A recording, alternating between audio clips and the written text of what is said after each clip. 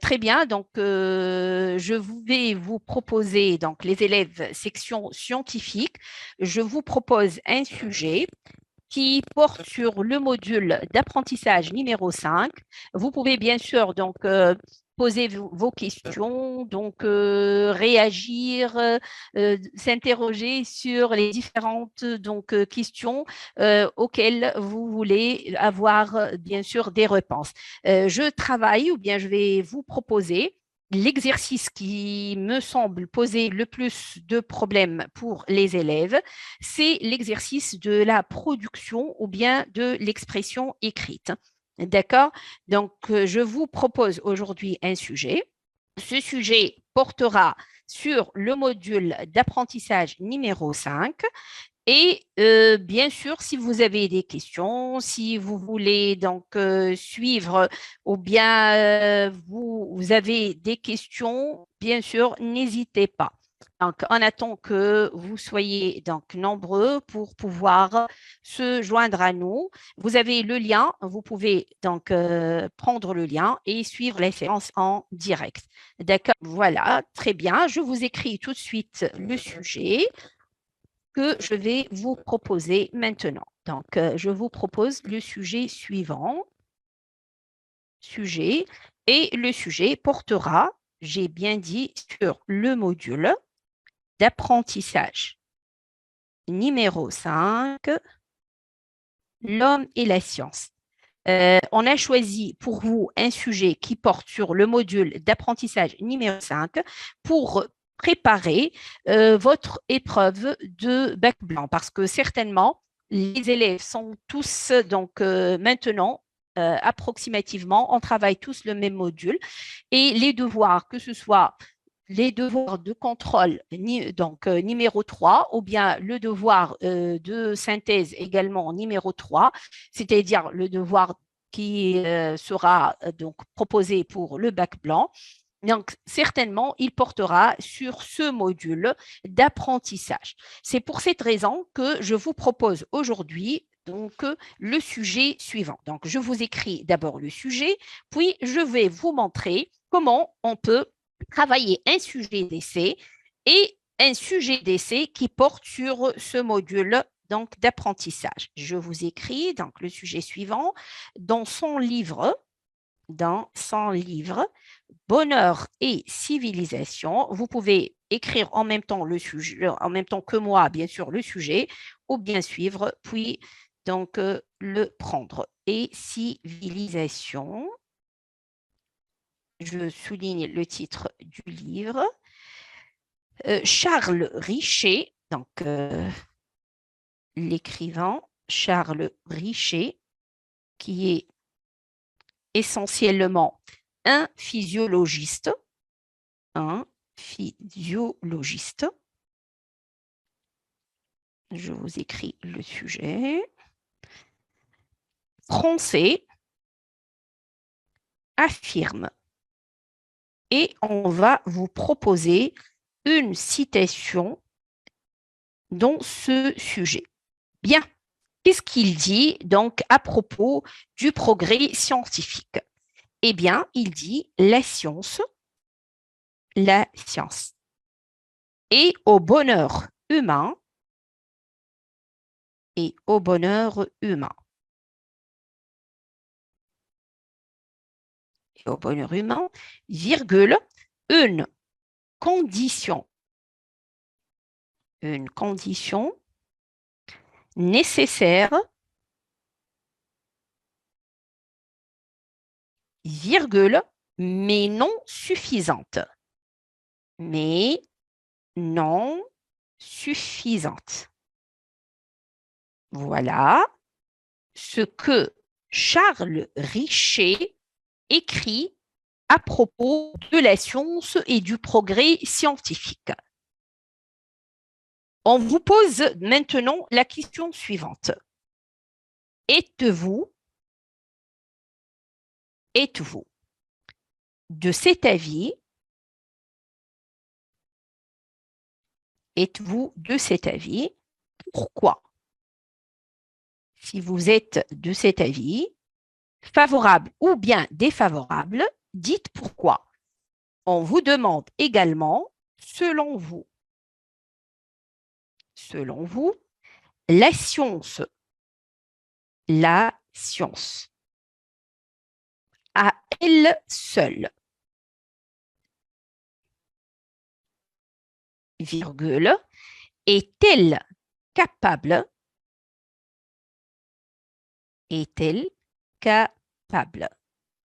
d'assurer le bonheur? Le bonheur. Je saute une ligne juste pour vous permettre de mieux voir le sujet et pour le bien saisir et le comprendre. Puis, je reviens à la ligne et on vous demande la chose suivante. Qu'est-ce qu'on vous demande? Exprimer votre point de vue,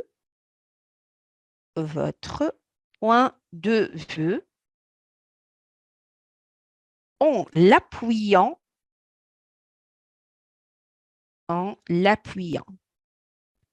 par des arguments et des exemples.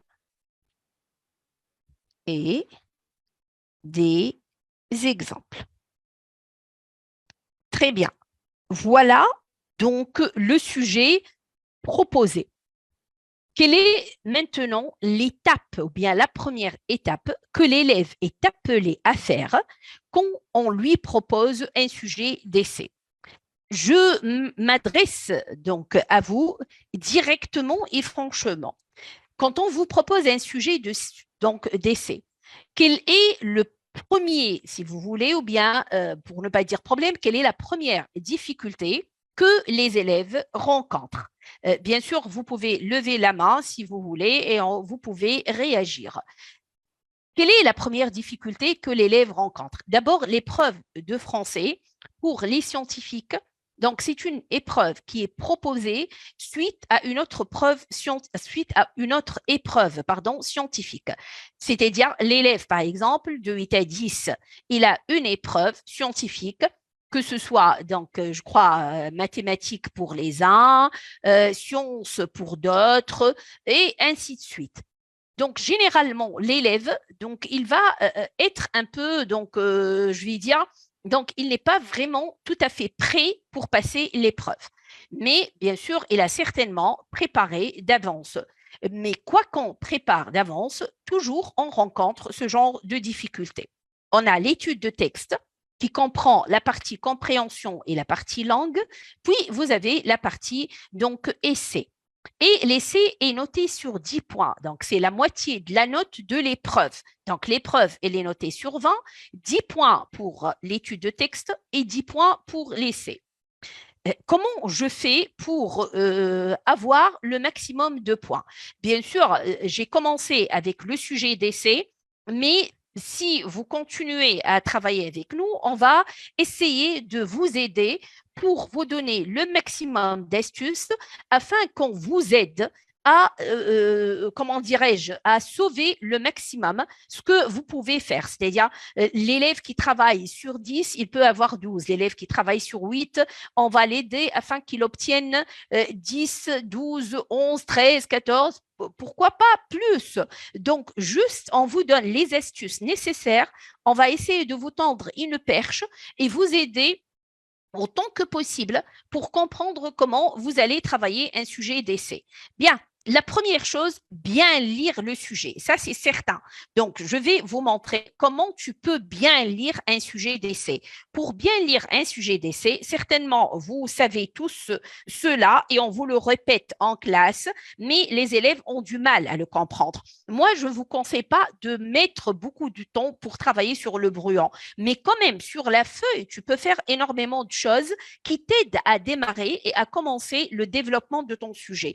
Commence comme ça, tu vas mettre grand 1, tu vas dire, il faut que je comprenne ce sujet et je comprenne, donc il faut que je comprenne également sur quoi porte le sujet, quelle est la question à laquelle je dois répondre, quelle est la problématique à laquelle je dois répondre ou bien sur laquelle je dois travailler. Donc, commencez par comprendre votre sujet. Comment je comprends le sujet? Je regarde quelles sont les parties qui composent mon énoncé. Eh bien, les parties, donc vous voyez très bien, les parties qui composent votre sujet sont les parties suivantes. On a d'abord une citation. Regardez, vous avez ici une citation. Généralement, les sujets commencent par une citation, mais ce n'est pas une règle. C'est-à-dire, on peut trouver des sujets où il n'y a pas de citation. Généralement, la citation, elle est donc prise du texte qu'on va vous proposer. Donc, généralement, il y a un texte et on prend une phrase, on prend une ou deux phrases, donc, et à partir de ces deux phrases, on interroge l'élève sur une problématique bien particulière. Donc, on a proposé le texte de Charles Richer, puis à partir du texte de Charles Richer, on a choisi cette citation.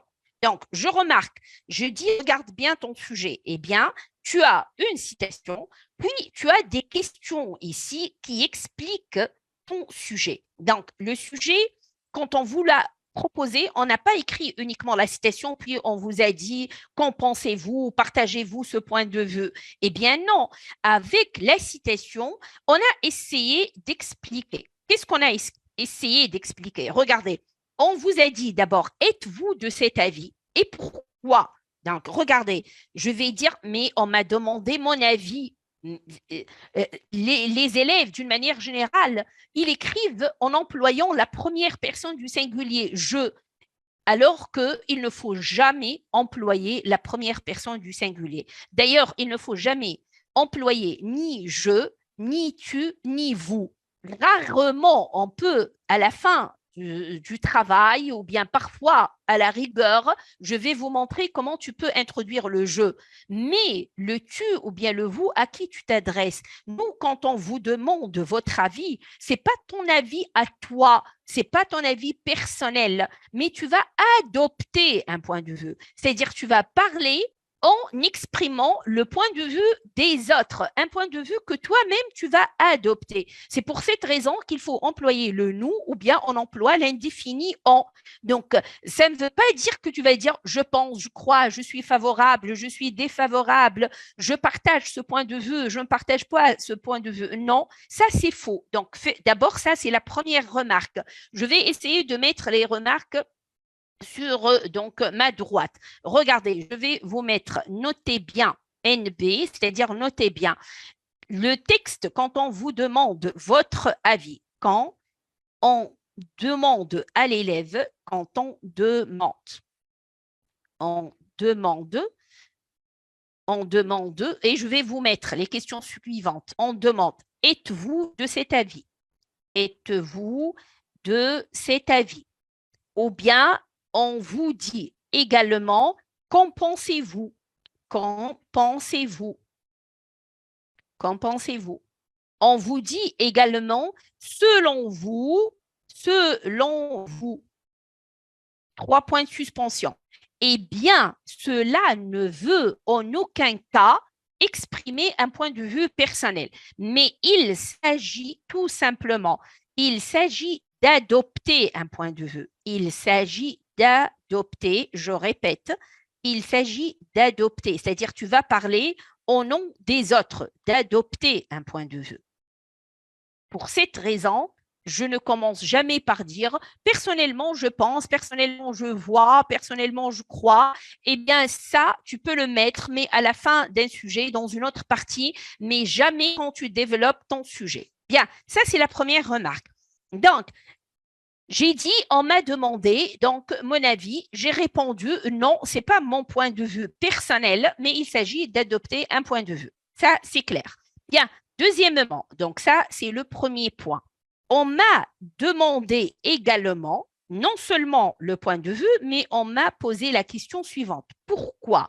Généralement, quand tu trouves toutes ces parties que je suis en train d'écrire, ou bien ces détails que je suis en train de souligner, ce sont les détails qui vont permettre à l'élève de choisir le plan du travail.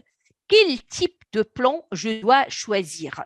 Est-ce que je vais mettre, donc les élèves entendent beaucoup parler sujet explicatif, plan nuancé, plan dialectique, plan, donc merci Khalil pour ton intervention. Comment rédiger une bonne introduction, surtout au niveau de l'accroche? Bien, ça c'est une bonne question. Comment trouver une idée géniale, pas une définition ou quelque chose prête? Tout à fait, c'est ce que j'allais te montrer, Khalil, tout de suite. C'est une très bonne donc, intervention et je vais te dire comment tu choisis la bonne introduction et comment tu trouves une idée, je ne dirais pas moi géniale, mais je dirais originale. C'est parce que tu es noté, donc il y a 2 points quand on corrige le sujet de l'essai, 2 points qui portent sur l'originalité et la richesse.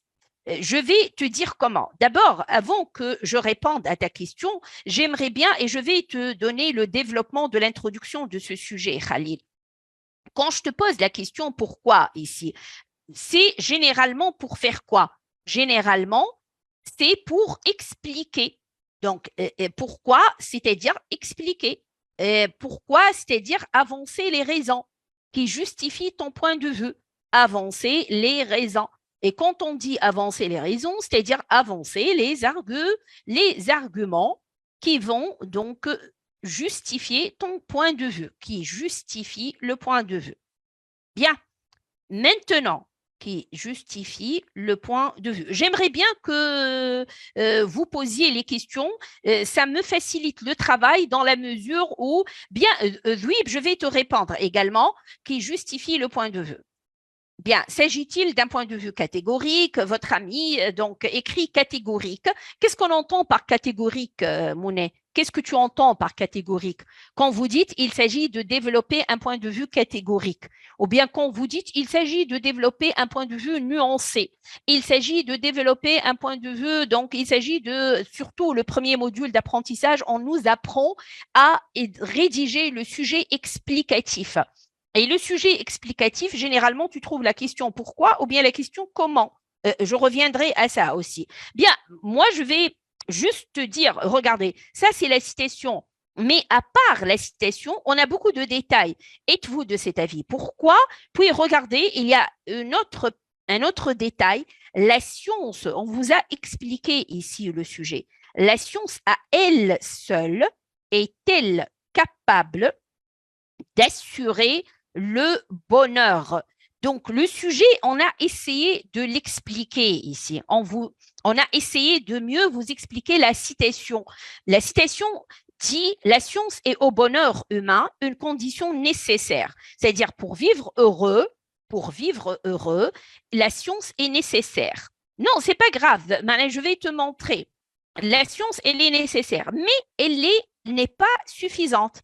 C'est-à-dire l'homme a besoin de beaucoup d'autres choses pour vivre heureux. Ou bien c'est pour dire les limites de la science. C'est pour montrer que la science a des limites ici. Donc moi, qu'est-ce que je fais? Quand j'essaie de comprendre le sujet, la première étape, si vous voulez, bien sûr, on le dit et on le répète, et moi je le dis, et j'espère que les élèves finissent un jour par comprendre que chaque fois que tu poses la question à l'élève, qu'est-ce que tu fais quand tu lis le sujet de l'essai? Il te dit, Madame, on souligne les mots-clés. Et après avoir souligné les mots-clés, qu'est-ce que tu fais? L'essentiel, c'est pas de souligner les mots-clés. Souligne les mots-clés, mais aussi, et c'est l'étape la plus importante, reformule ces mots-clés, reformuler les mots-clés, essayez de donner des synonymes, des sens équivalents, des sens des antonymes, des synonymes, des expressions équivalentes, jusqu'à ce que tu parviennes à faire quoi? Jusqu'à ce que tu parviennes, ça c'est le premier point. Le deuxième point, il faut que tu relèves la problématique. Jusqu'à ce que tu comprennes quelle est la problématique. L'élève qui n'arrive pas à dégager sa problématique, il ne va pas réussir à travailler son sujet. Et donc, tu as vu ta question maintenant, Khalil. Je peux te dire maintenant, Khalil, comment tu développes ton introduction. Si tu veux réussir ton introduction, qui est la première partie d'un travail d'essai qui va attirer l'attention du correcteur. Et le correcteur, Si l'introduction a, pardon, respecté les 3 étapes, excusez-moi, si votre introduction a été bien développée et que si dans l'introduction, tu as mentionné exactement les points sur lesquels tu vas travailler, ça veut dire que tu as compris ton sujet. Tu as vu quand on corrige, si l'introduction elle est bonne, ça veut dire que l'élève a compris le sujet. Excusez-moi.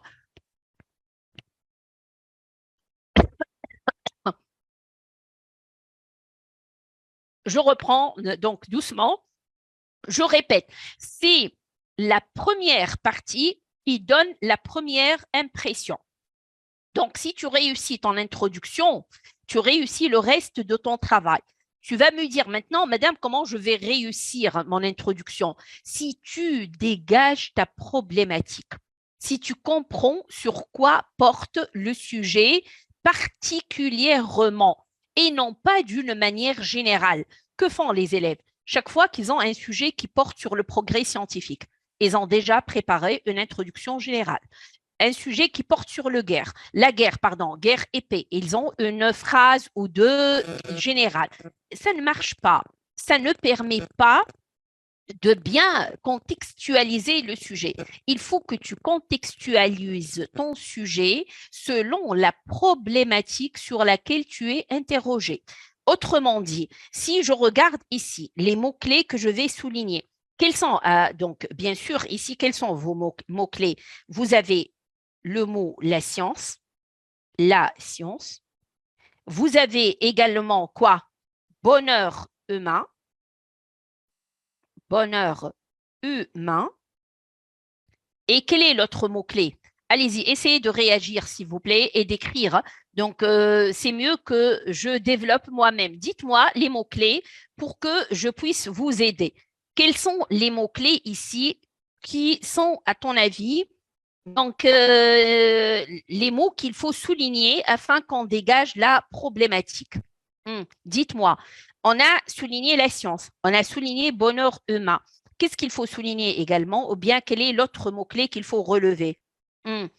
Bien, est-ce que elle seule, oui, à elle seule, oui, la science, et je vais mettre ici, si tu veux, elle, et je vais mettre seule. Seule. Oui. Qu'est-ce que on relève également? Quel est l'autre mot-clé? Assurer quoi? Assurer. Capable d'assurer le bonheur. Capable d'assurer.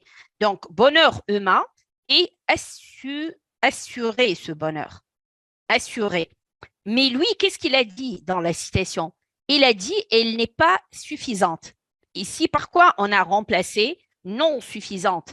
Non suffisante, on s'est interrogé, est-ce qu'elle est capable? Donc, quand tu dis suffisante, non suffisante, on a essayé de reformuler en posant la question autrement et en disant, est-ce qu'elle est capable d'assurer à elle seule le bonheur humain? Bien, j'ai pris donc ces termes-là, je vais essayer de les expliquer et je reviens ici à ma problématique. Attendez, je vais prendre ça, c'est 1, par exemple, je vais dire 2 et je vais dire ici 3 et je vais dire ici 4.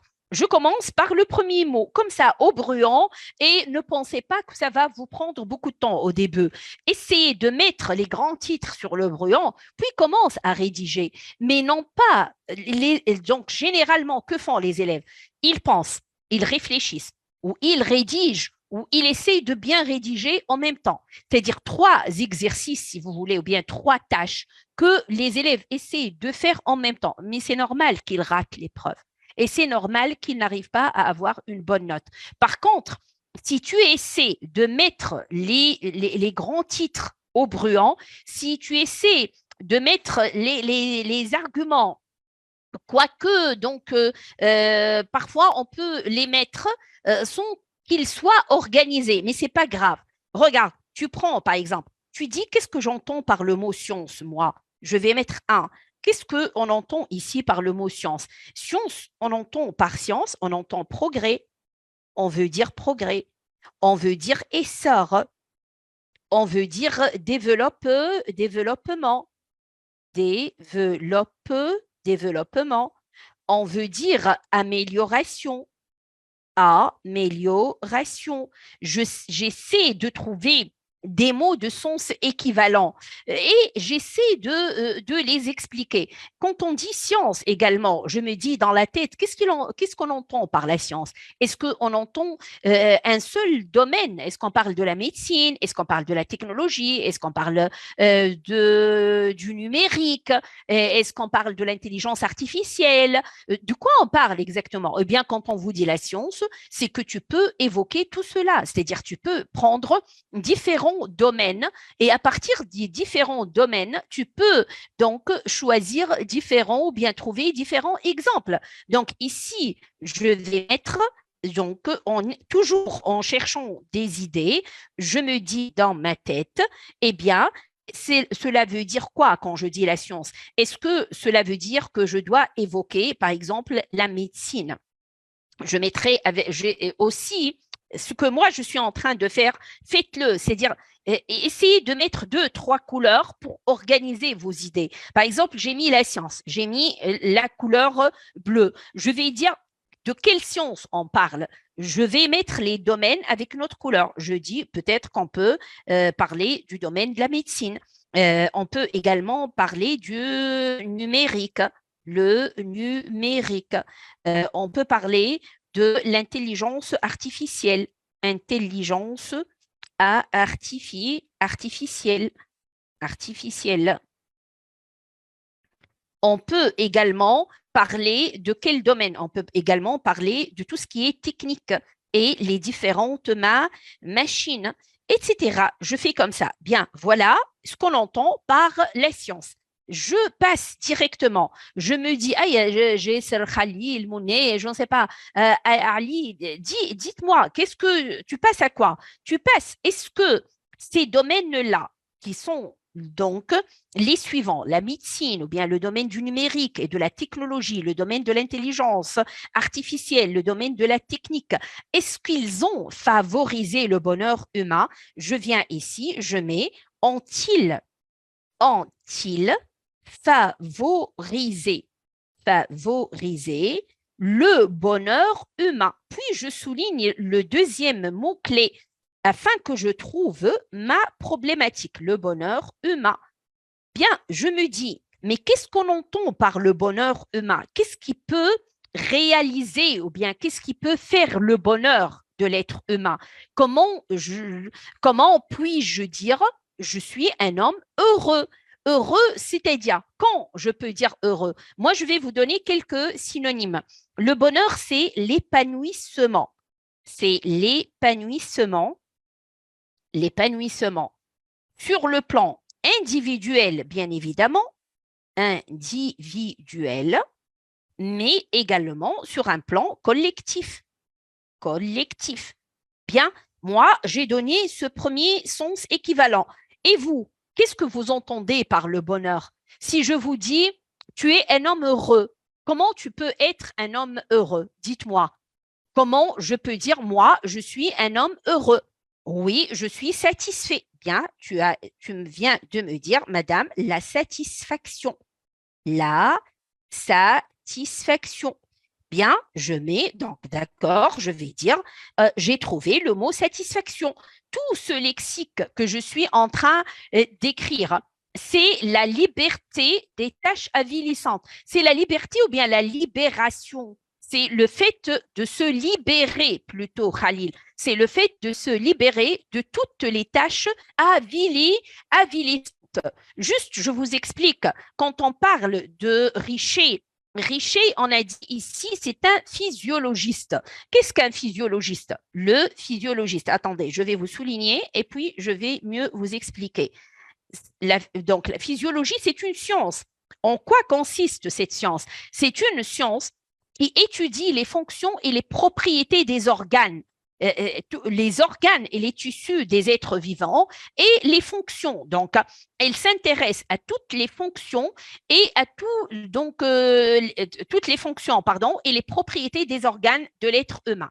Donc, c'est une science, je vous le dis juste pour comprendre, c'est une science qui étudie étudie. Voilà comment on définit. Qui étudie les fonctions, les fonctions et les propriétés donc des organes et les propriétés des organes, des organes. Donc, bien sûr, on parle ici d'un domaine qui touche plutôt le domaine de la santé de l'être humain. Donc, quand vous dites ici individuel et collectif, vous avez dit, donc, le bonheur, c'est alors assimiler le monde qui nous entoure, déchiffrer les énigmes et les mystères de l'univers, le fonctionnement de notre corps. Bien, je vais reformuler, Khalil, ce que tu viens de dire. D'abord, tu as dit la liberté, moi je t'ai dit plutôt la libération, le fait de se libérer, la libération, le fait de se libérer des tâches avilissantes. Et cela, c'est grâce au développement technique. Par exemple, les tâches avilissantes, c'est-à-dire les tâches qui rabaissent et qui touchent à la dignité de l'être humain. Ça, c'est ça. Puisque je parle donc je vais arriver, Monet, au confort, bien sûr. Avant de parler au confort, votre camarade, il a dit, le bonheur, oui, bien sûr, j'ai le confort matériel, c'est certain. Mais avant de parler du confort, votre camarade a parlé comment donc on peut comprendre et déchiffrer les énigmes. Donc, le fait de déchiffrer les énigmes et les mystères de l'univers, autrement dit, comprendre son entourage, devenir le maître de la nature et ne plus être esclave de la nature. Tu peux comprendre maintenant ton entourage, tu peux l'expliquer, tu peux le déchiffrer et tu n'es plus esclave ou bien tu n'es plus esclave des superstitions. Vous comprenez les superstitions, oui ou non? Le fait de croire à des choses qui sont loin de la réalité. Donc, ici, la libération des tâches avilissantes, mais également, je vais mettre aussi comprendre, voilà, comprendre son entourage, son entourage, comprendre son univers et devenir un maître de la nature, le maître de la nature, et non pas l'esclave. Donc, et non plus un esclave. Voilà. Donc, se libérer de toutes les croyances et de toutes les traditions préétablies. Très bien, Khalil. Bien. Également, vos camarades ont parlé de quoi? On parlait du confort. Le confort. Bien évidemment, le confort matériel peut être à l'origine de notre bonheur, bien sûr. Le confort matériel, bien sûr. Quoi encore? Allez, dites-moi, qu'est-ce qui peut être à l'origine de notre bonheur? C'est vivre en bonne santé, oui ou non? Vivre en bonne santé. Donc, bien évidemment, grâce à la science, tu peux vivre longtemps, on peut vivre longtemps et en bonne santé. Tu as vu ce que tu es en train d'écrire? Ce sont les arguments que tu vas trouver après et en bonne santé. Donc, la science s'investit largement dans le domaine de la santé. Certainement, elle s'est investie dans le domaine de la santé. Et grâce à cet investissement, elle a favorisé donc le bonheur humain. Aujourd'hui, on peut diagnostiquer rapidement les maladies. On peut dire quelle est la maladie exactement. On peut sauver la vie humaine. La paix, très bien, je n'ai pas vu cette remarque.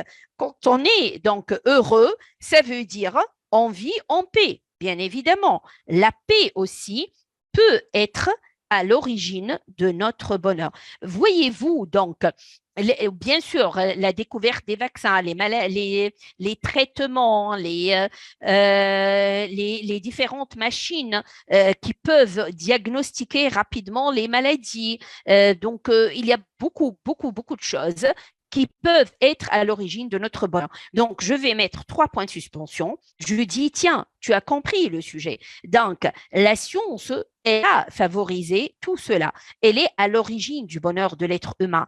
Donc, mais regardez, maintenant, quelle est la deuxième partie de ton sujet? Mais est-ce qu'elle est capable, elle seule, d'assurer ce bonheur? Est-ce qu'elle est capable? Est-ce qu'elle est suffisante? Elle a réussi. Donc, qu'est-ce que tu remarques? Tu remarques qu'il y a un mais ici, qu'il faut le mettre. Il y a un mais. Un mais. Il y a une deuxième partie, donc, qui est-ce que la science a vraiment réalisé notre bonheur? Est-ce que la science n'est pas ou bien n'a pas été également à l'origine de notre malheur? Qu'est-ce que je peux dire? Est-ce que l'expérience a montré que la science est capable de résoudre tous les problèmes? Est-ce que la science a résolu tous les problèmes? Donc, c'est ça la question que je vais poser. La science est-elle, ou bien est-ce qu'elle était, donc, était-elle, si vous voulez, était-elle capable, jusqu'à maintenant, est-elle capable d'assurer ce bonheur? Ce bonheur. Est-ce qu'elle est capable d'assurer de bonheur? N'a-t-elle pas des limites? N'a-t-elle pas des limites? N'a-t-elle pas des limites? Madame, plutôt dans l'antithèse, on développe l'idée qu'il existe d'autres manières.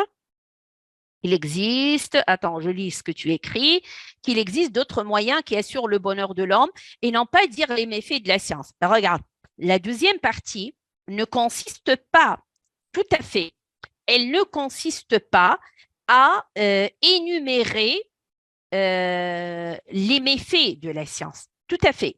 Tu as vu comment on peut ne pas bien réussir ce sujet? L'élève qui va parler dans une première partie des bienfaits de la science, il y a des élèves qui vont énumérer les bienfaits sans mettre en rapport les bienfaits avec le bonheur. C'est-à-dire, il faut, à chaque fois que tu cites un argument, ou bien que tu cites un exemple, ou bien que tu énumères une raison, il faut que tu mettes cette raison-là en rapport avec notre bonheur. Il faut que tu montres que le résultat, c'est vivre heureux, vivre épanoui, vivre en paix, vivre en bonne santé, atténuer nos souffrances, nous aider à comprendre le monde, ne pas vivre aveuglé par certaines traditions et par certaines croyances. Donc, voilà donc ce que tu dois montrer en premier lieu. Deuxième partie de ton sujet ne consiste pas à énumérer les dangers de la science, mais les limites de la science. Est-ce qu'elle a été capable de tout résoudre? Est-ce qu'elle a été capable d'assurer vraiment notre bonheur? Donc, il faut parler, n'a-t-elle pas des limites, la science? N'a-t-elle pas des limites? Et les limites dont je dois parler, c'est-à-dire, est-ce que il n'y a pas des, comment dirais-je, des choses dans la vie qui demeurent encore inconnues, que la science était incapable jusqu'à aujourd'hui de les expliquer. Et ces choses qu'elle est incapable d'expliquer sont des choses qui causent notre malheur. Je ne vais pas parler de ces effets néfastes d'une manière générale, mais je vais parler comment elle n'a pas favorisé le bonheur et comment elle était à l'origine d'autres choses que je vais mentionner après. Donc ici, je vais montrer est-ce qu'elle n'a pas de limite? Est-ce qu'elle n'a pas de limite? C'est ça. Je pense que la nuance est aussi dans la positivité, non, pas dans les limites. Je veux dire que oui, la science assure notre bonheur, mais elle n'est pas la seule. Non, ça c'est, je vais te dire, attends, je vais te dire ce que tu viens de le dire ici. Comment je vais dire? Je vais te dire, regarde, la nuance, c'est dans la positivité, c'est-à-dire, et je vais t'expliquer un détail. Tu as compris ici que ton sujet, après avoir mis la compréhension du sujet, l'élève, il est toujours appelé à aboutir à la problématique suivante. Il faut que tu dégages ta problématique. Je vais te répondre. Attends. Il faut que tu réponds à ça, la problématique. Bien. Quelle est la problématique à ton avis? Dis-moi, puis je vais te dire. On va montrer que faut-il encore pour que nous soyons heureux? Que faut-il encore? C'est ça la problématique. La problématique, première partie, c'est ça. La science a favorisé. Personne ne peut le nier, ça. Certes, donc je vais le mettre. C'est ça, certes, la science a contribué au bonheur humain. Tu as vu, j'ai mis contribuer, c'est-à-dire elle a participé au bonheur humain. Elle a contribué au bonheur humain. Mais, je mets avec une autre couleur, ou bien cependant, je mets un autre articulateur. Cependant, que faut-il écrire? Pardon. Cependant, que faut-il encore? Que faut-il encore? Que faut-il encore pour que nous soyons vraiment heureux? Vraiment heureux. Parce que tu sais, Khalil, pardon, le problème, c'est que les gens ne saisissent pas le bonheur de la même façon. Autrement dit, j'explique. On n'a pas tous la même conception du bonheur. Ce qui fait, donc, il y a des critères ou bien il y a des points ou bien des facteurs qui sont à l'origine du bonheur de l'humanité. Mais il y a d'autres détails. Par exemple, ce qui fait mon bonheur peut ne pas faire le tien. Ce qui fait le bonheur de l'un ne peut ne pas être à l'origine du bonheur de l'autre. Autrement dit, la notion du bonheur, elle est un peu relative. Par exemple, toi, tu trouves le bonheur dans la science.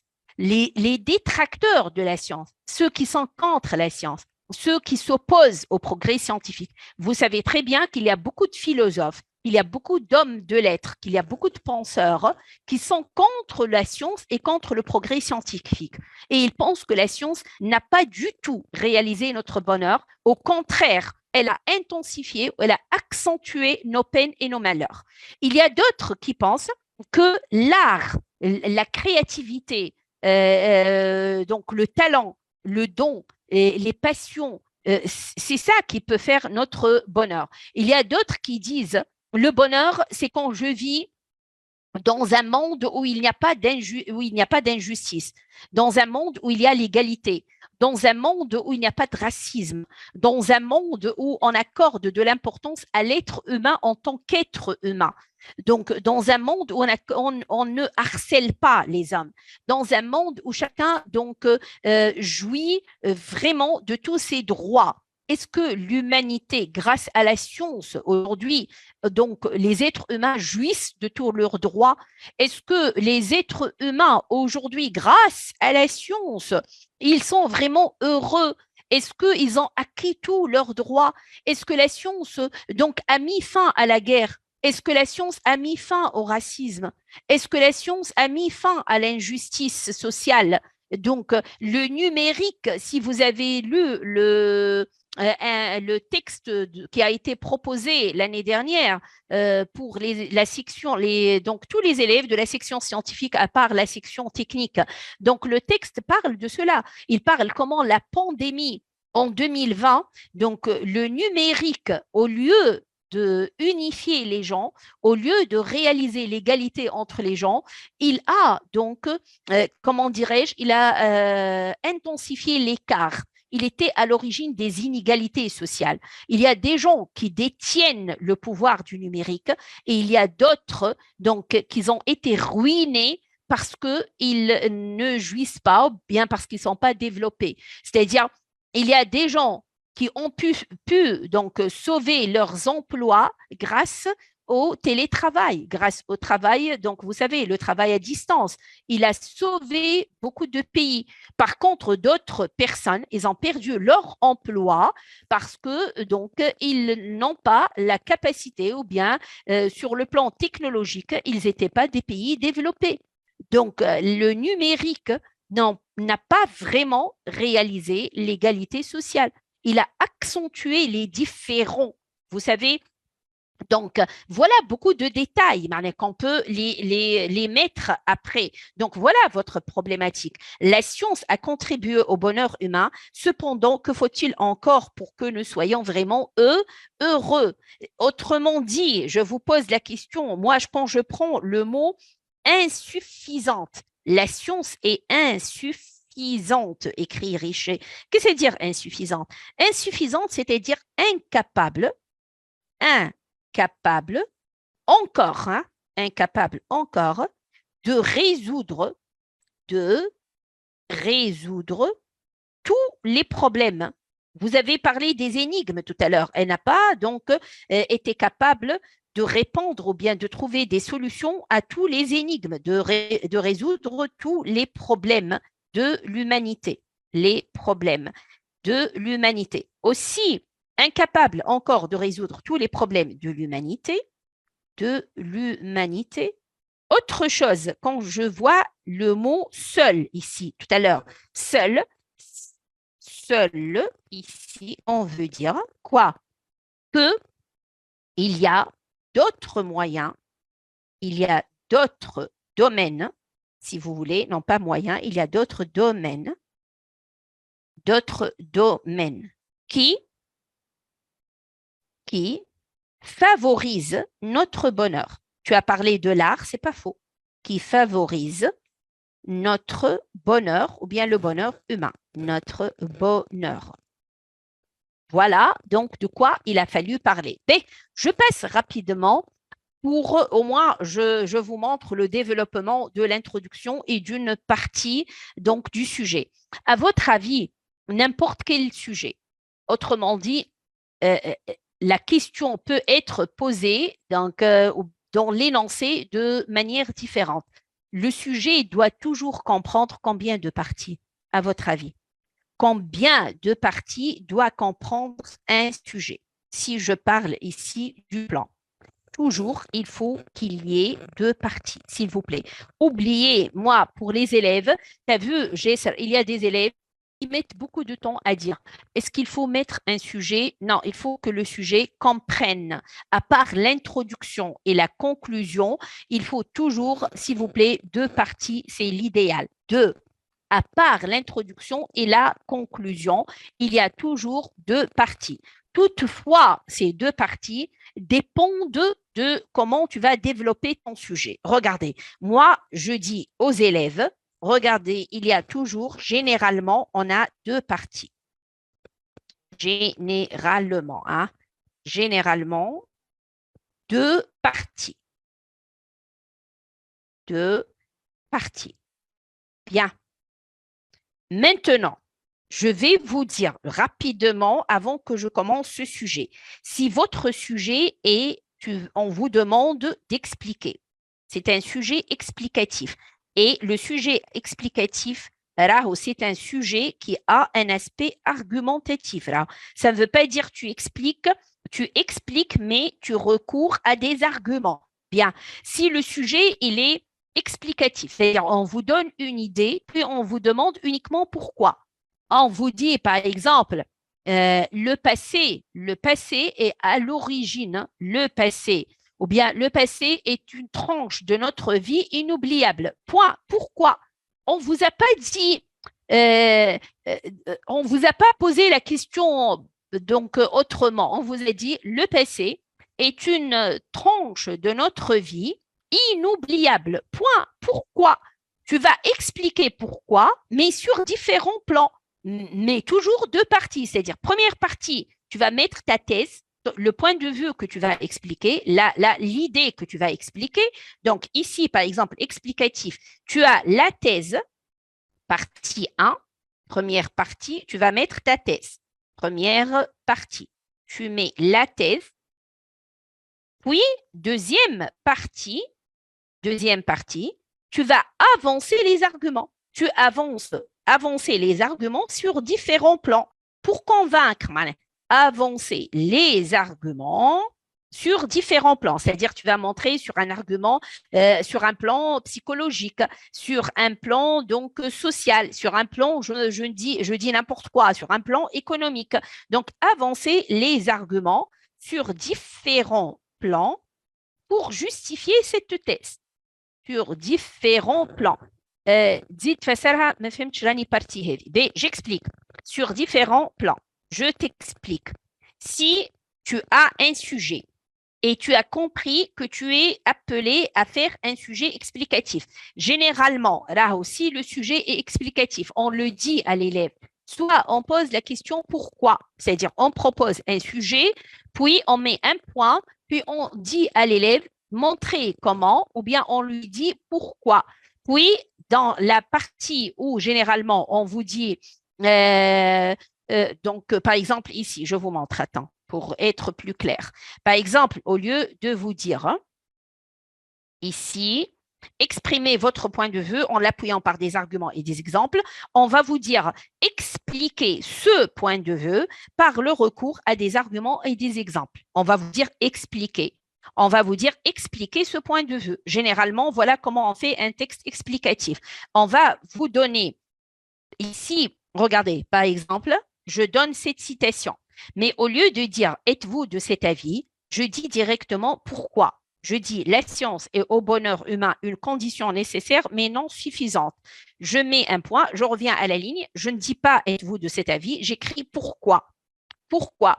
Puis je vous dis, je vous pose la question, donc, ou bien je vous demande, exprimez votre point de vue ou expliquez votre point de vue. Mais je répète, là, à chaque fois qu'on vous dit point de vue, ça ne veut pas dire ton point de vue à toi. Tu vas expliquer ce qu'on vous a donné, sans donner la limite de la thèse. Tu prends une seule thèse. Le sujet IEG, ça ne comprend pas deux thèses. Il n'y a pas deux points de vue. Il y a un seul point de vue que tu vas expliquer. Par exemple, je te donne un exemple très simple que tu peux prendre comme modèle. Je te dis l'enfance est une période, par exemple, est une période de notre vie, ou est une tranche de notre vie inoubliable. Point. Pourquoi? Pourquoi? Je vais expliquer, je mets cette idée-là, puis je vais expliquer. Je vais dire d'abord, premier argument que je vais avancer, je dirais d'abord, l'enfance est un âge qui se caractérise par l'insouciance, qui se caractérise par le jeu, qui se caractérise par l'irresponsabilité. Quand on est jeune, on ne pense pas à l'avenir, on n'a pas des soucis, on n'a pas de responsabilité. Donc, c'est pour cette raison qu'on est heureux. Deuxième argument, puis j'ajoute, je dis en outre, si l'enfance demeure la tranche de notre vie, donc la plus heureuse ou bien la tranche de notre vie, donc inoubliable ou bien mémorable, pourquoi je vais dire, c'est par rapport au présent. Parce que maintenant, au présent, le présent, il est lourd. Le présent, on a beaucoup de soucis. Au présent, donc, on a beaucoup de responsabilités. Pour cette raison, le passé demeure toujours nostalgique et on a envie de se réfugier dans ce passé pour oublier le présent. Ça, c'est sur un deuxième plan. Je vais mettre troisièmement. Attendez, donc la partie qui te fait souffrir, Khalil, j'arrive tout de suite. J'ai peur que je ne le vois pas. Donc, puis, je mets troisième argument, par exemple, j'ajoute, en outre, si on s'attache à cette période de notre âge, c'est parce qu'on appréhende l'avenir, on a peur de l'avenir, parce que l'avenir, il n'est pas toujours clair, on a peur du destin, on a peur de la mort, notre santé se dégrade. Tu as vu, j'espère que tu as compris. Tu prends ton idée et tu essaies de l'expliquer. Voilà, ça, c'est le sujet explicatif. B, je passe. Si on va travailler, je reviens à toi tout de suite, Rally. Si tu vas prendre un plan nuancé, nuancé. Le plan nuancé, tu as, à part, je répète, là, toujours, il y a introduction et conclusion. C'est clair? B, merci, Jess. À part l'introduction et la conclusion, j'ai la première partie. Première partie, et c'est ce que nous allons faire maintenant. Première partie, c'est la thèse que tu vas confirmer. La thèse à confirmer. La thèse à confirmer, c'est la thèse qu'on vous a proposée dans le texte. Par exemple, dans le sujet, tu vas montrer que certes, la science, je vous donne un exemple ici, la science contribue à notre bonheur. Et je montre comment. La science contribue. Personne ne doute de ça. Nul doute. La science contribue à notre bonheur. À notre bonheur. Ça, c'est la thèse. Puis, qu'est-ce que tu fais? Tu avances les arguments, avancer les arguments, et bien sûr, puis expliquer les arguments, chaque argument. Donc, quand je dis les arguments, tu vas avancer argument 1, puis l'expliquer, puis illustrer par un exemple. Illustrer par un exemple. Et ainsi de suite. Argument 2, expliquer, puis l'exemple par un exemple que tu peux expliquer également. Expliquer. Ainsi de suite. On fait comme ça. B. Avant de la première partie, par exemple, moi, l'élève qui cherche à s'exceller, l'élève qui cherche à exceller, pardon, il faut ici une transition. Et je vais vous montrer cela. Transition, c'est-à-dire la transition. Avant de passer à la deuxième partie, essayez toujours l'élève qui veut avoir une bonne note. Récapituler la première partie, c'est comme une conclusion de la première partie, récapituler la première partie et introduire la deuxième. Ça, c'est une partie qui montre que l'élève est un bon élève. Donc, récapituler la première partie et introduire la deuxième, soit en posant une question, soit sous forme de phrase affirmative, etc. Donc, ici, tu vas montrer nul doute. Par exemple, tu vas écrire nul doute, virgule, la science fait ceci et cela. Et ça, c'est ta première partie. Première partie. Maintenant, tu passes deuxième partie. Deuxième partie, tu vas montrer les limites de cette thèse. Tu vas montrer que cette thèse a des limites. C'est-à-dire, la science, l'expérience, donc, va nous apprendre que la science est impuissante face à beaucoup de problèmes. Donc, la science, les limites de la thèse. Ce n'est pas l'antithèse, hein, les limites de la thèse. Maintenant, tu vas dire oui, mais c'est vrai que la science a contribué à notre bonheur et tu avances tes différents arguments. Toutefois, la science a des limites. Les limites de la thèse 1. Les limites de la thèse 1. C'est pour cette raison, moi, quand les élèves disent thèse, antithèse, je dis non, c'est pas thèse, antithèse. C'est thèse 1 à confirmer, tu la confirmes. Et puis ici, tu vas débattre, tu vas discuter les limites de la thèse 1. Donc ici, tu vas par exemple commencer par en revanche, cependant, en revanche, cependant, je vais vous montrer tout de suite hein, le développement. Cependant, toutefois, tu montres les limites de la thèse 1. C'est-à-dire comme si tu vas discuter, man. Toutefois. Toutefois. Donc, et tu montres, tu vas débattre, discuter, débattre la thèse 1. Tu vas la confirmer, puis tu vas la débattre. J'espère que vous avez compris. Et bien sûr, tu fais la même chose. Qu'est-ce que tu fais? Quelle est, par exemple, la deuxième partie? Je vais montrer que, cependant, toutefois, les expériences, ou bien ce que nous, on vit, l'expérience d'une manière générale, ce que nous sommes en train de vivre aujourd'hui, l'expérience, incroyable, l'expérience. L'expérience, qu'est-ce qu'elle a prouvé? Nous a appris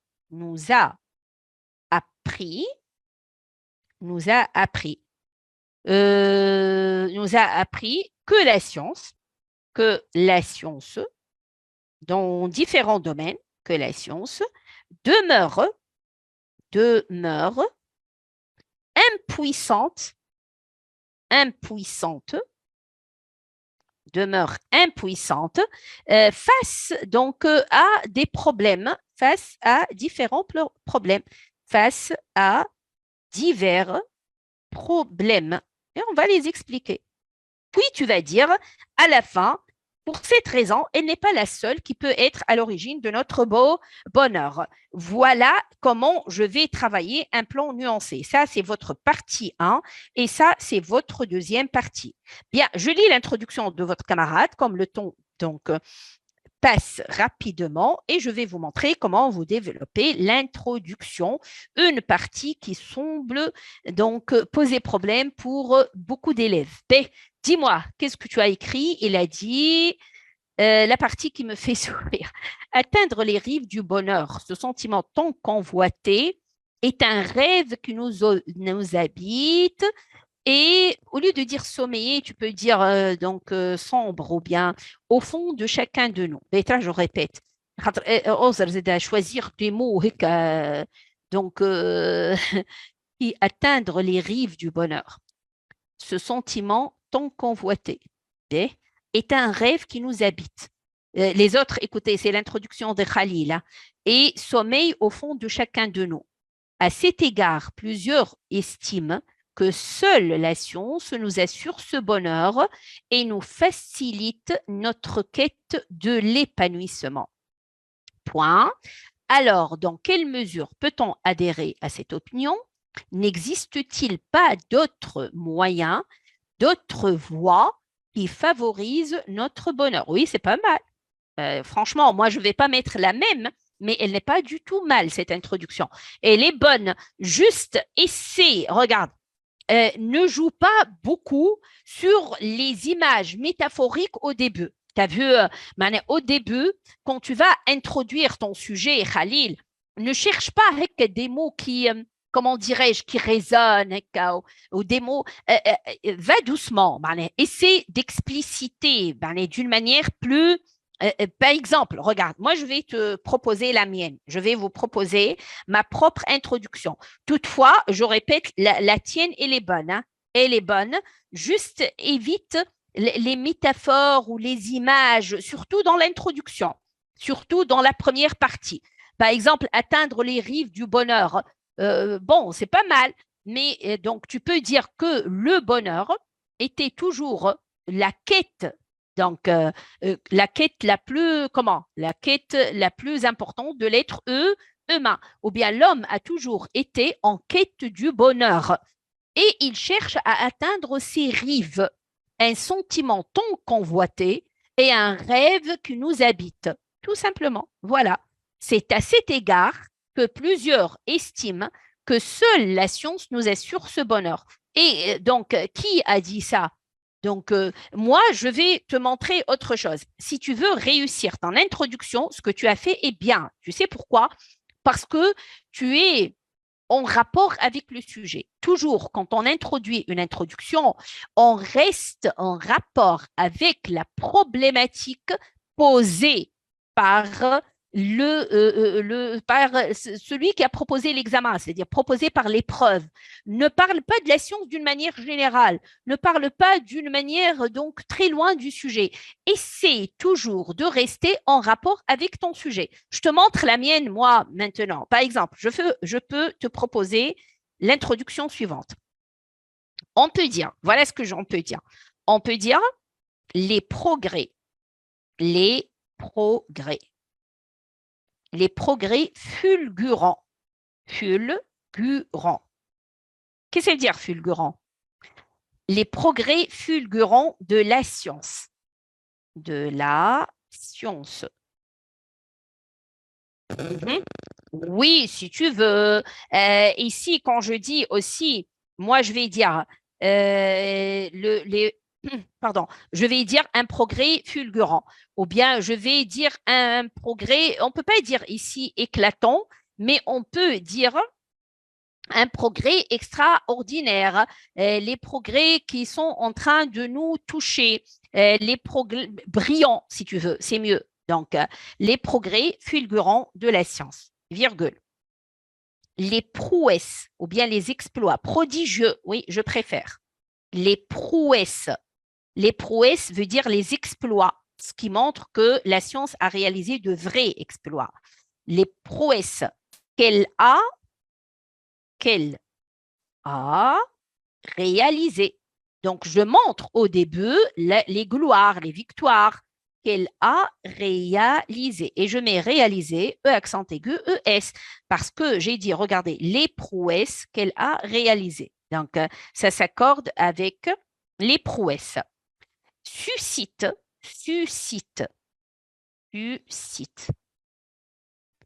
Un enthousiasme. Un enthousiasme, c'est-à-dire les gens réagissent. Un enthousiasme sans précédent. Sans précédent. Les gens sont éblouis par les progrès scientifiques. Sans précédent. Point. Certains, je vais mieux expliquer, certains vont jusqu'à nous assurer ou bien jusqu'à associer, c'est mieux, je préfère mettre celle-là, jusqu'à associer science et bonheur. C'est-à-dire quand on dit science, on dit bonheur, quand on dit bonheur, on dit science. Certains vont jusqu'à ardent, oui, c'est pas faux aussi, vont jusqu'à associer science et bonheur. Virgule. Donc, selon les uns, l'un garantit l'autre. Garantit l'autre. Et cela n'est pas faux là, sur plusieurs plans. L'un garantit l'autre selon eux. Selon eux. Bien. Qu'est-ce que j'ai fait, moi, dans cette première partie de mon introduction?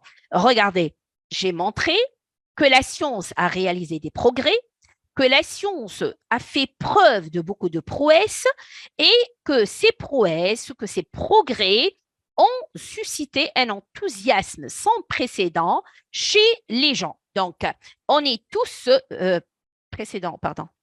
sans précédent.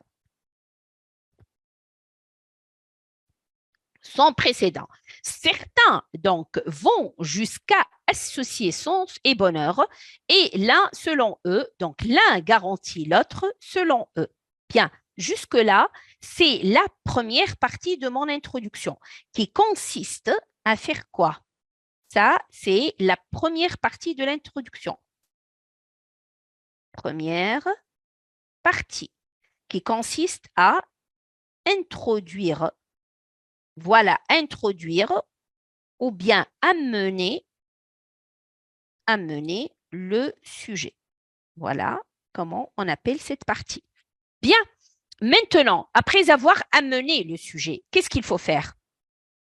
Il faut avancer quoi? Il faut introduire le sujet, la problématique. Donc, je reviens à la ligne et je vais dire, je peux mettre la citation de Charles Richer, mais comme la thèse, tout à fait, la problématique. Je reviens, je dis Charles Richer, qui est un scientifique. Charles Richer, quant à lui,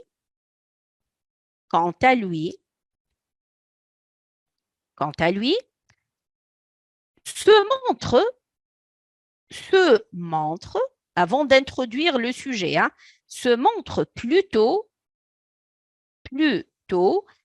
sceptique. C'est-à-dire sceptique, c'est-à-dire il a des doutes et il ne semble pas vraiment donc optimiste sur la question et il montre qu'il y a des limites. Donc, quant à lui, se montre plutôt sceptique et affirme. Deux points, et je mets la citation. Vous savez qu'on peut introduire la citation telle qu'elle est. Qu'est-ce qu'il dit? Je réécris la citation. La science est au bonheur. Est au bonheur. Humain. La science est au bonheur humain, virgule, une condition nécessaire, je réécris le sujet tel qu'il est, hein, mais non suffisante. Non suffisante. Je ferme les guillemets et je mets point. Qu'est-ce que j'ai fait ici?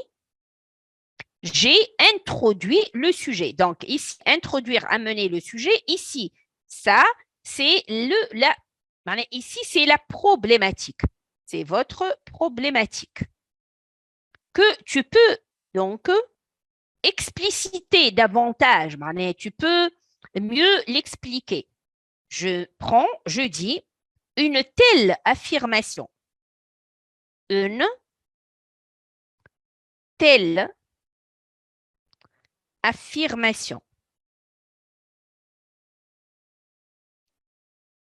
Une telle affirmation venant de qui? Venant d'un scientifique, venant d'un éminent scientifique. Il est très célèbre, d'un éminent. Éminent veut dire célèbre, très connu. D'un éminent scientifique.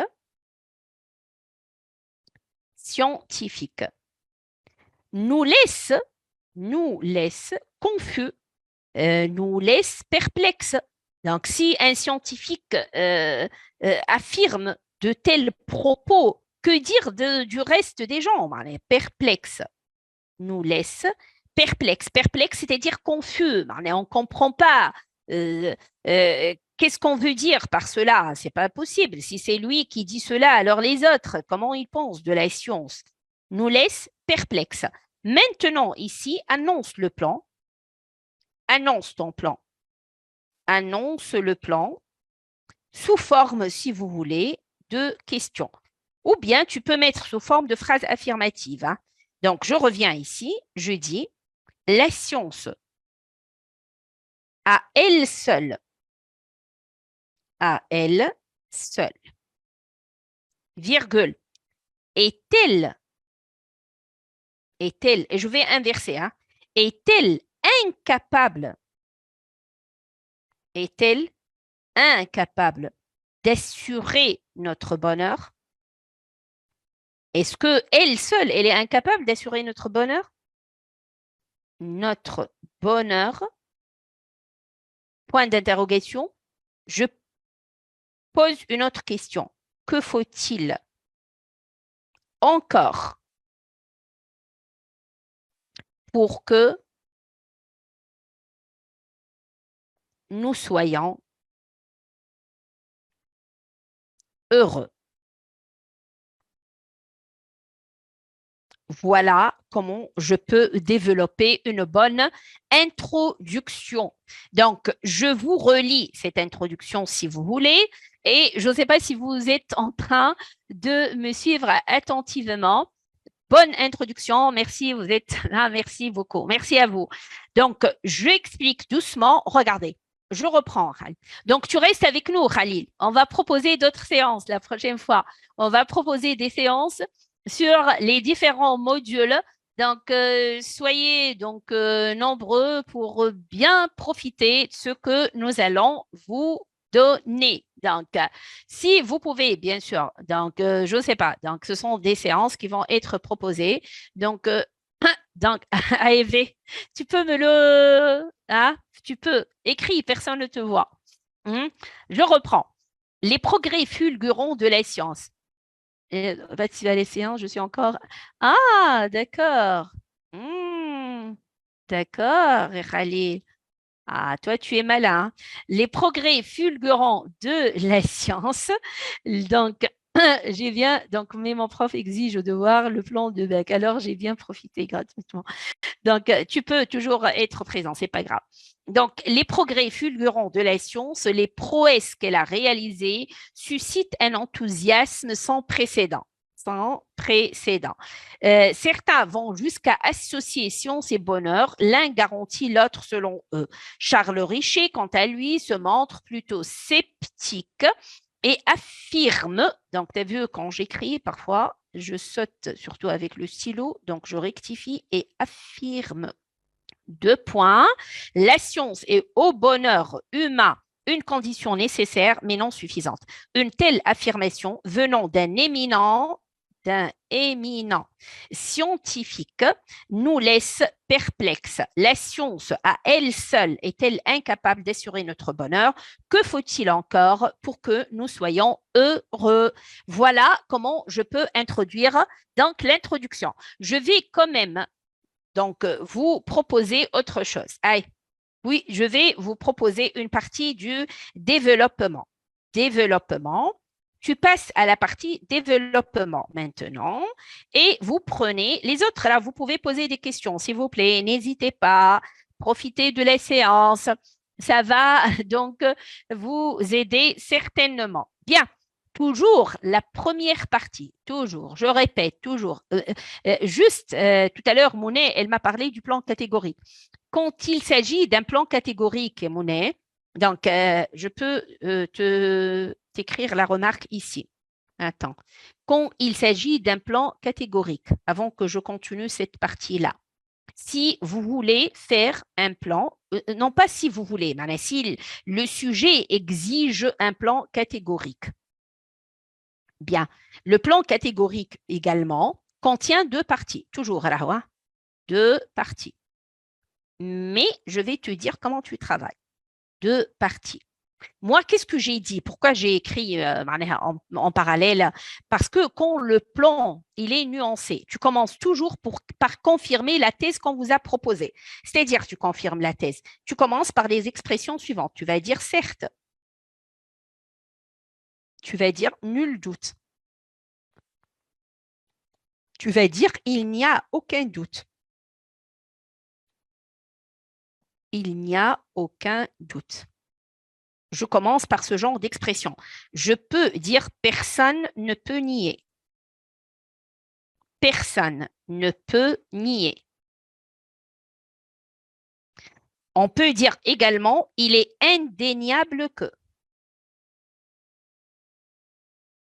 Il y a beaucoup d'autres expressions. Il est certain que. Je vous donne les plus donc connues. Donc, vous choisissez l'une des expressions, puis vous introduisez votre thèse. C'est clair? Bien. Si votre plan, il est catégorique.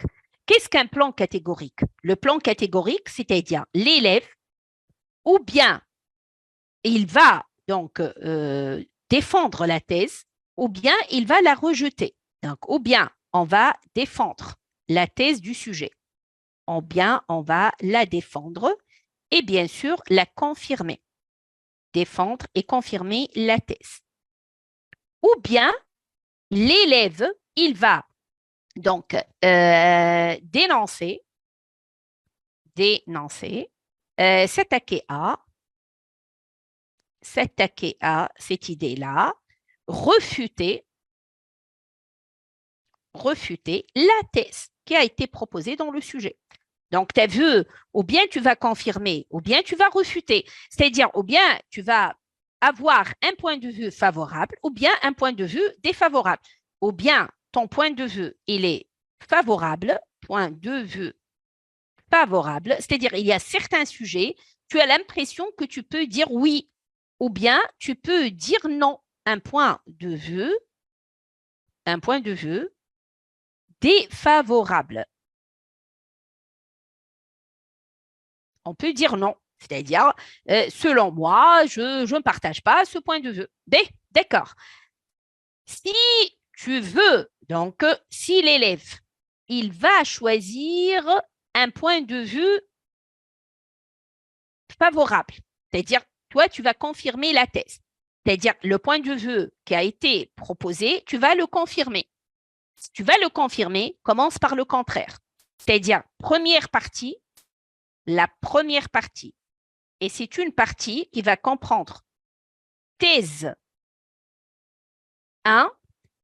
Je vais prendre celle-là. Hein. Je vais mettre grand A ici pour comprendre. Et ici, je vais mettre grand B. Regardez. Si toi, tu as choisi le A, c'est-à-dire tu vas défendre la thèse. Première partie, qu'est-ce que tu fais? Première partie, tu commences par le contraire. Par exemple, tu dis, Si certains prétendent que, si certains disent que, si certains avouent, déclarent et tu parles, par exemple, du progrès scientifique. Si certains disent ceci et cela, donc puis tu dis, en revanche, on pense que le contraire. Tu commences par le point de vue opposé, tu commences par point de vue opposé à la thèse. Point de vue opposé. Et tu montres que tu es contre, point de vue opposé à la thèse. Tu commences par ce point de vue opposé à la thèse et tu le rejettes.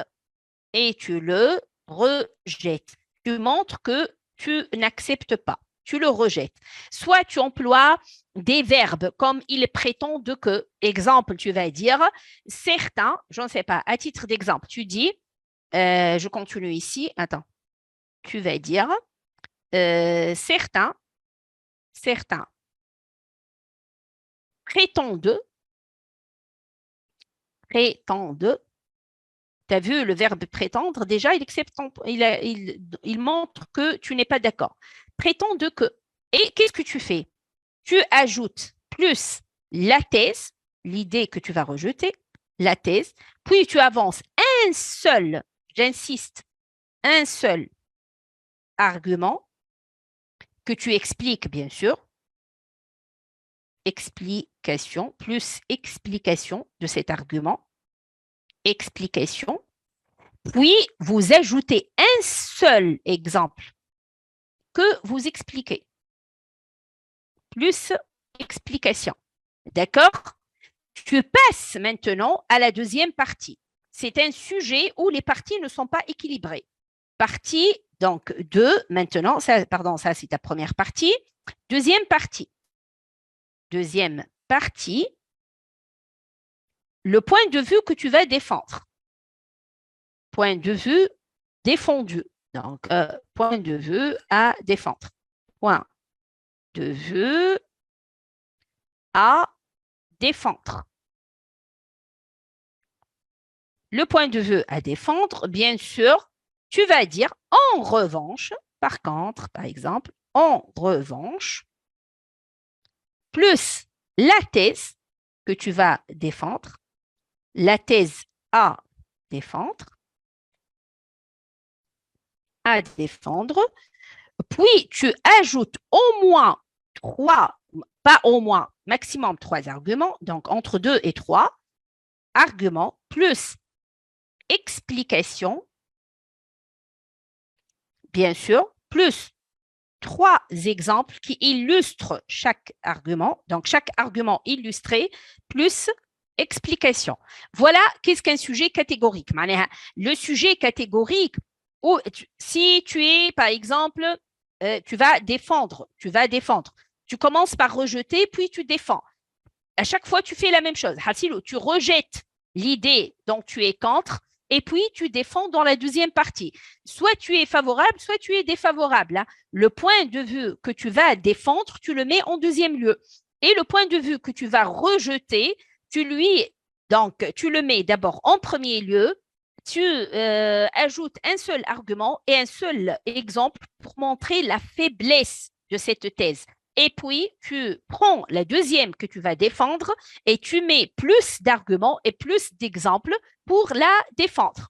Donc, je suis maintenant, bien sûr, donc à tout moment. Voilà comment on peut faire. Est-ce que vous avez compris le plan catégorique? Juste, je pose la question à tous ceux qui sont en train de suivre. Allez, Jesser Khalil, Mounet, vous avez compris, Wallet. Ici, une première partie qui comprend un seul point de vue. Tu commences par celui que tu vas rejeter, voilà Mounet. Et ici, tu prends le point de vue que tu vas défendre. Par contre, ici, je vais mettre 2 parties où je vais ajouter le même nombre d'arguments parce que la science, elle est à l'origine, je t'en prie, Louis, elle est à l'origine de notre bonheur, ça c'est vrai. Mais la science a des limites et elle n'a pas donc réussi à mettre fin à tous nos malheurs. Ça aussi, c'est vrai. Donc, tu sais, ici, c'est une thèse où on ne peut pas dire oui, tout simplement, ou bien non, tout simplement. On doit dire oui, mais quand tu dis oui, mais, il faut que les deux parties soient à peu près équivalentes. Donc, je reviens ici. Qu'est-ce que je fais? Je vais donc me permettre de vous donner la première partie quand même pour vous aider. Je vais dire, certes, bien sûr, et tu mets virgule ici, la science, on va mettre comme ça, la science contribue, personne ne le doute ça, contribue largement, voilà la thèse, largement, contribue largement au bonheur de l'homme, au bonheur de l'homme. Maintenant, je dois mieux expliquer et avancer mes idées au bonheur de l'homme. Point. Je reviens à la ligne et je commence. Soit je peux, vous savez très bien qu'on peut, surtout quand on parle de la science, on peut commencer à partir de l'exemple pour avancer l'argument. Je prends, je viens ici, je reviens à la ligne, je mets sur le plan médical. Sur le plan, je peux choisir différents domaines pour montrer cela. L'évolution est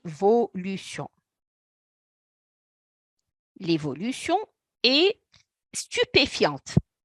Elle est étonnante, stupéfiante. Elle est stupéfiante. Point. En effet, et je vais expliquer. En effet, c'est toujours pour expliquer. En effet, de nombreuses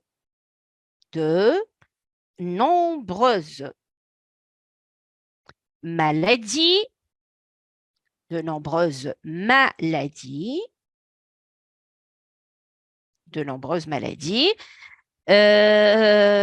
telles quoi, par exemple, de nombreuses maladies sont devenues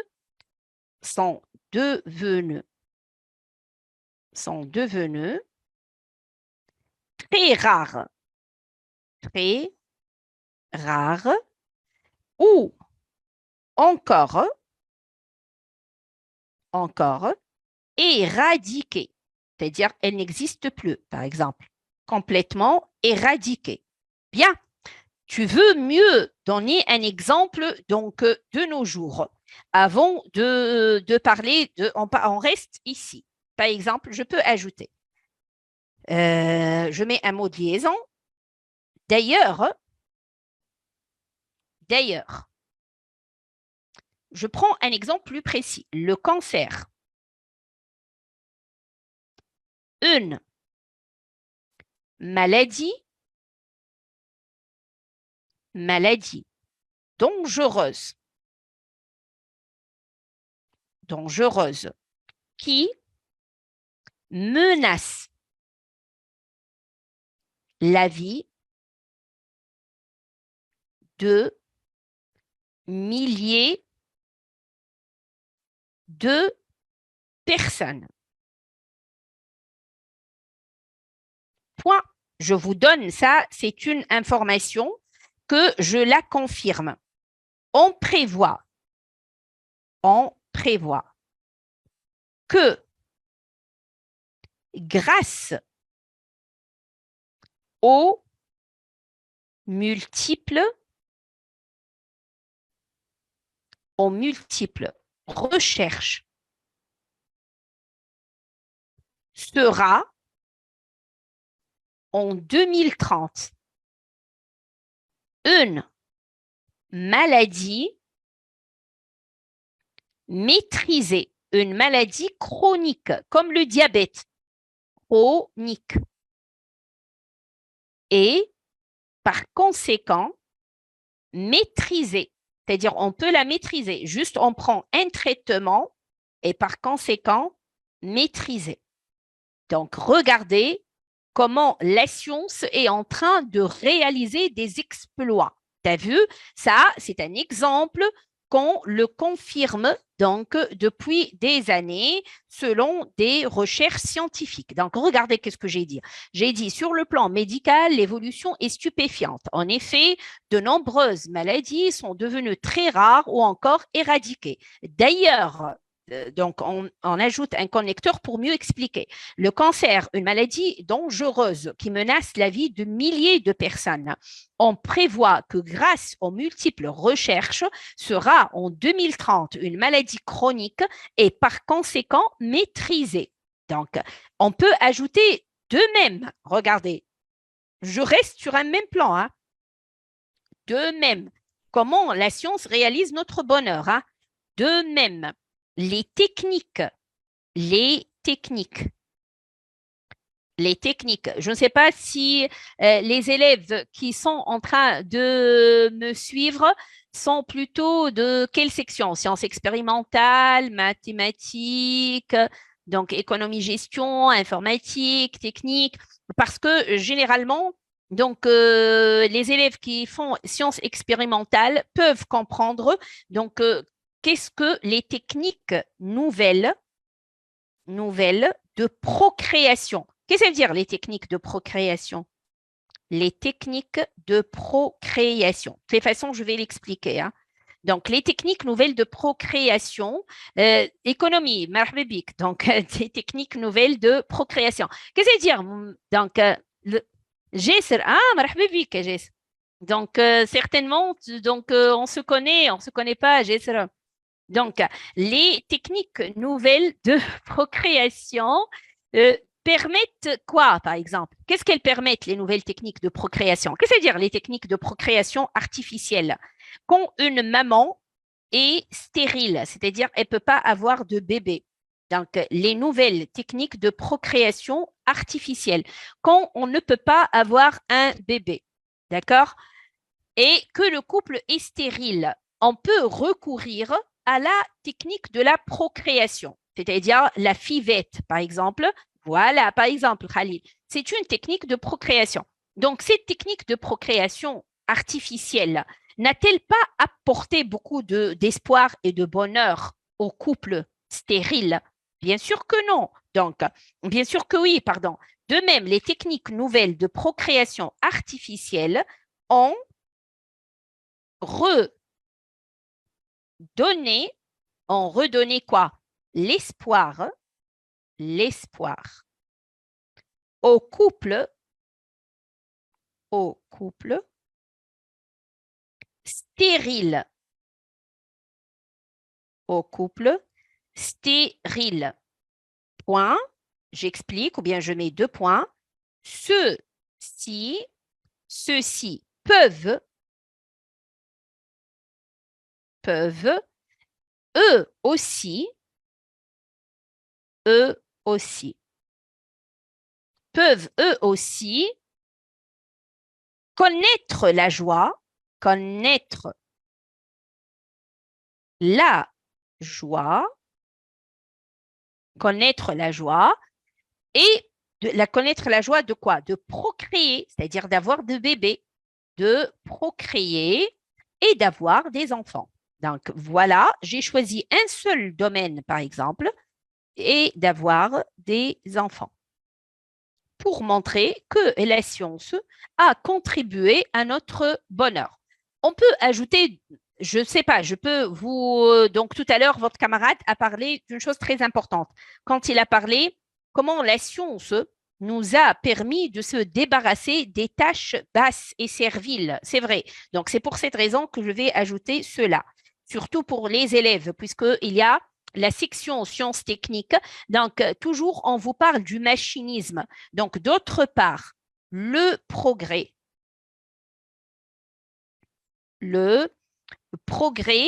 du machinisme.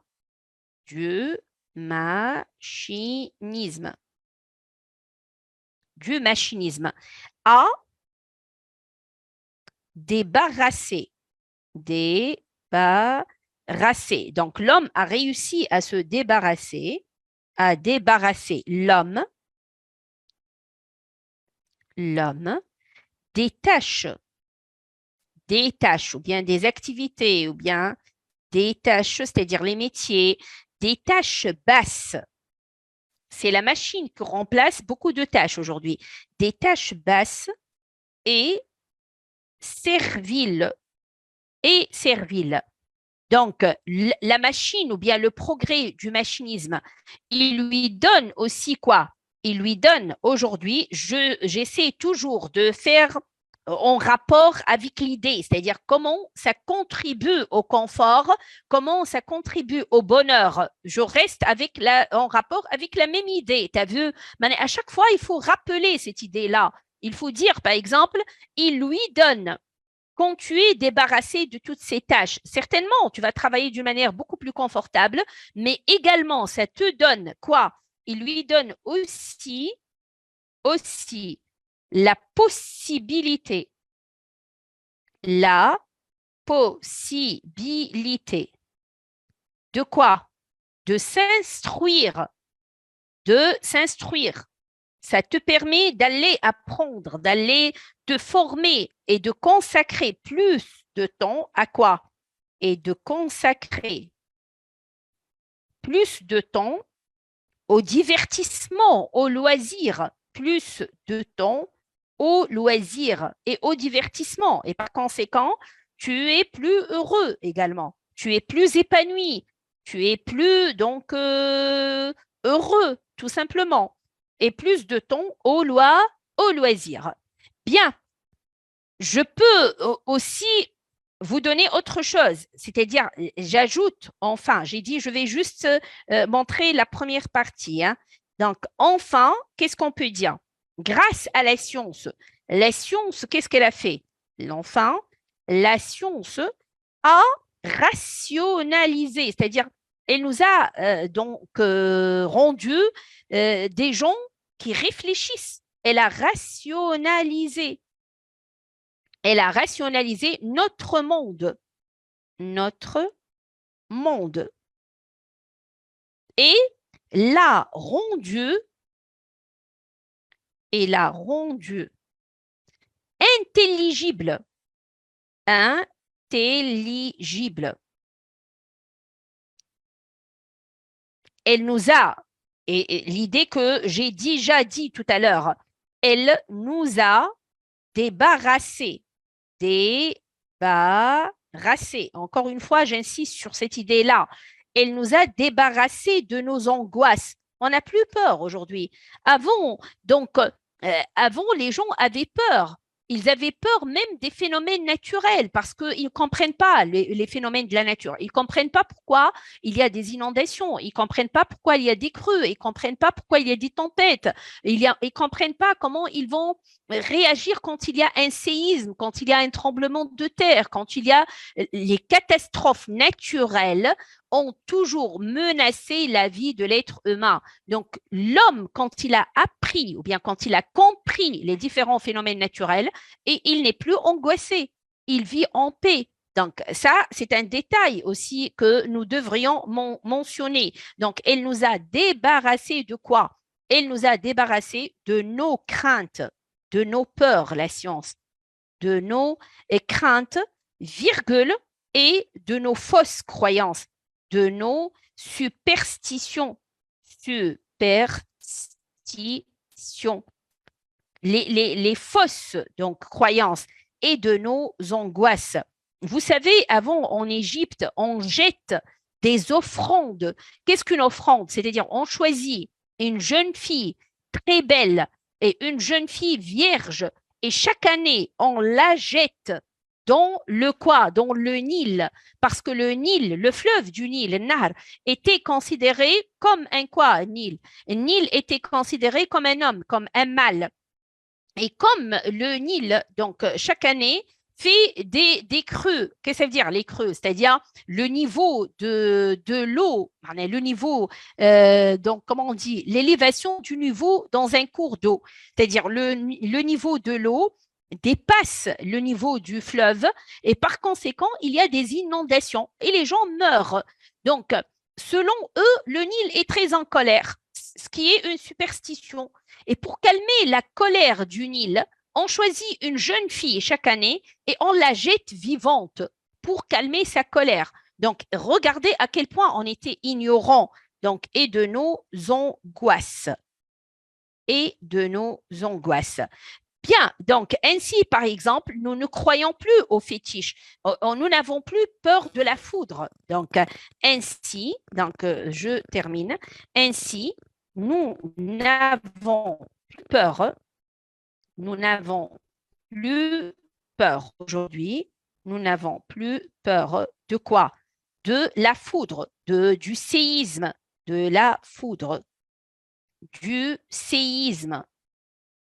Donc, on comprend comment on peut être sauvé. Donc, pourquoi? Parce que c'est grâce à la science. Parce que grâce à la science, grâce à la science, qu'est-ce qu'on peut faire aujourd'hui? Parce que grâce à la science, nous pouvons les prévoir. Nous pouvons donc les prévoir. On peut dire il y a une grande tempête. Donc, dans quelques jours, il y aura une grande tempête. Dans quelques années, il y aura un séisme. Donc, on peut les prévoir. Voilà donc comment je peux développer la première partie. Deuxième partie, tu vas montrer maintenant, la science nous a appris, une thèse que j'ai déjà écrite, qu'elle ne peut pas répondre à toutes les questions parce qu'elle n'a pas pu répondre à toutes ou bien apporter des réponses à toutes nos angoisses. Il y a beaucoup de choses qui nous tourmentent jusqu'à maintenant. Par exemple, la biologie nous a appris que tous les êtres humains sont égaux. Il n'y a pas de différence entre un blanc et un noir. Et pourtant, le racisme donc, continue à exister dans tous les coins du monde et les Blancs se considèrent toujours comme supérieurs, par exemple. Par contre, la biologie, la science a prouvé que nous sommes tous égaux. Il n'y a pas une différence entre les corps des êtres humains. Bien sûr, donc je parle des gènes et il n'y a pas un corps qui est supérieur à un autre. Donc, et pourtant, donc on ne croit pas toujours à la justice ou bien à l'égalité sociale. Voilà, donc j'ai essayé de vous expliquer, j'ai fait un petit effort pour vous montrer comment on peut travailler un sujet d'essai et j'ai essayé de développer avec vous l'introduction donc, et la première partie du sujet. J'espère que vous avez pu, ou bien, j'ai pu vous aider. Donc, si vous voulez qu'on continue, qu'on vous propose d'autres séances, n'hésitez pas à contacter la plateforme pour qu'on organise avec vous d'autres séances qui peuvent vous aider à réviser et à se préparer pour l'épreuve de français en baccalauréat, donc 2023.